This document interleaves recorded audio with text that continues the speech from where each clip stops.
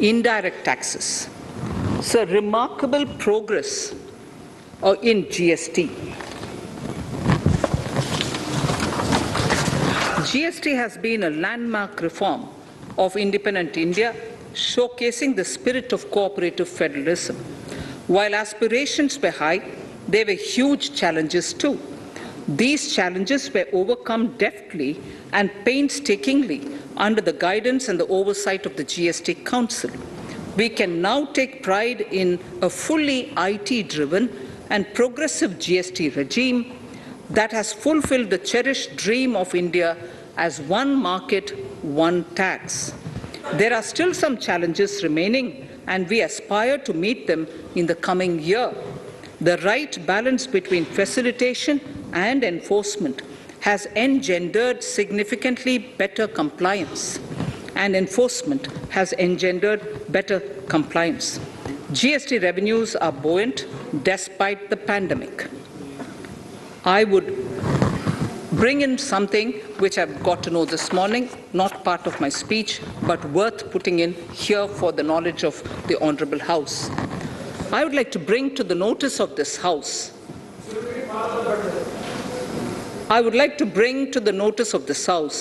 that the gross GST collections for the month of January 22 are rupees 1,40,986 crores, which is the highest since the inception of GST. This has been possible due to rapid economic growth, recovery, post-COVID,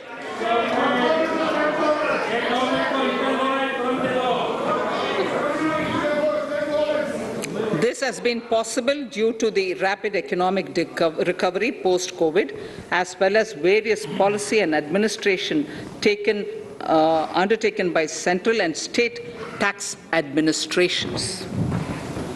Taxpayers deserve applause for this growth. Not only did they adapt to the changes, but enthusiastically contributed to the cost of paying taxes. Special economic zones. In part A of my speech, I have referred to the proposed reforms in SEZs. Alongside, we will also undertake reforms in customs administration of SEZs, and it shall henceforth be fully IT-driven and function on the customs national portal with a focus on higher facilitation and with only risk-based checks. This will ease doing business by SEZ units considerably. This reform shall be implemented by 30th September 2022. Customs reforms and duty rate changes. Customs administration has reinvented itself over the years through liberalized procedures and infusion of technology.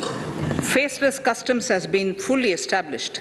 During COVID-19 pandemic, customs formation have done exceptional frontline work against all odds, displaying agility and purpose. Customs reforms have played a very vital role in domestic capacity creation, providing level playing field to our MSMEs, easing the raw material supply side constraints, enhancing ease of doing business, and being an enabler to other policy initiatives such as PLI and phased manufacturing plans. My proposal on customs side are aligned to these objectives. Project imports and capital goods. National Capital Goods Policy 2016 aims at doubling the production of capital goods by 2025.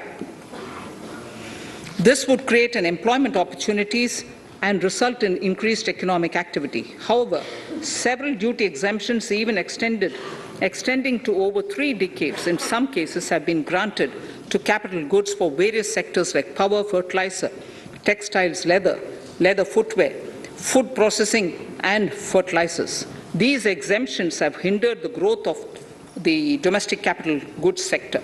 Similarly, project import duty concessions have also deprived the local producers of a level playing field in areas like coal mining projects, power generation, transmission, or distribution projects, railway and metro projects. Our experience suggests that reasonable tariffs are conducive to the growth of domestic industry and make in India without significantly impacting the cost of essential imports. Accordingly, Honourable Speaker, Sir, it is proposed to phase out the concessional rates in capital goods and project imports gradually and apply a moderate tariff of 7.5%. Certain exemptions for advanced machineries that are not manufactured within the country shall continue. A few exemptions are being introduced on inputs like specialized castings, ball screw, and linear motion guide to encourage domestic manufacturing of capital goods. In the last two budgets, we have rationalized several customs exemptions. We have once again carried out an extensive consultation, including by crowdsourcing. As a result of these consultations, more than 350 exemption entries are proposed to be gradually phased out. These include exemptions on certain agricultural produce,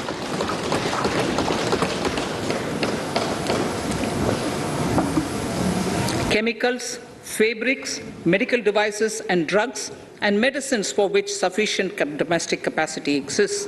Further, as a simplification measure, several concessional rates are being incorporated in the customs tariff schedule itself instead of prescribing them through various notifications. This comprehensive review will simplify the customs rate and tariff structure, particularly for sectors like chemicals, textiles, and metals, and minimize disputes. Removal of exemption on items which are or can be manufactured in India and providing concessional duties on raw material that go into manufacturing of intermediate products will go many a step forward in achieving our objective of Make in India and Atmanirbhar Bharat. I shall now take up specific sector-specific proposals. Electronics.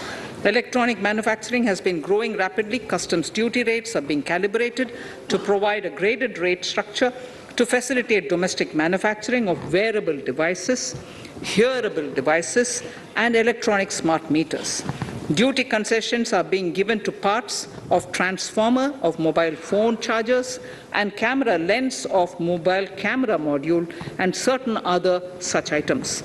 This will enable domestic manufacturing of high-growth electronic items. Gems and jewelry. To give a boost to the gems and jewelry sector, customs duty on cut and polished diamonds and gemstones is being reduced to 5%.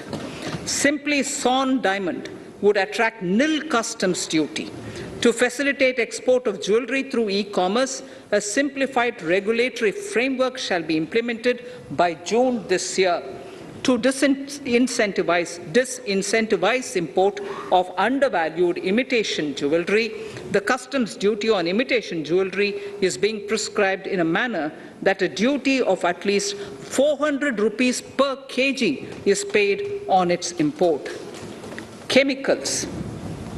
Customs duty on certain critical chemicals, namely methanol, acetic acid, and heavy feedstocks for petroleum refining are being reduced, while duty is being raised on sodium cyanide, for which adequate capacity in the domestic arena exists.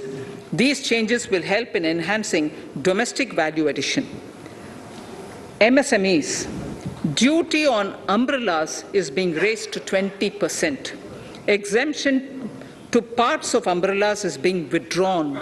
Exemption is also being rationalized on implements and tools for agricultural sector which are manufactured in India.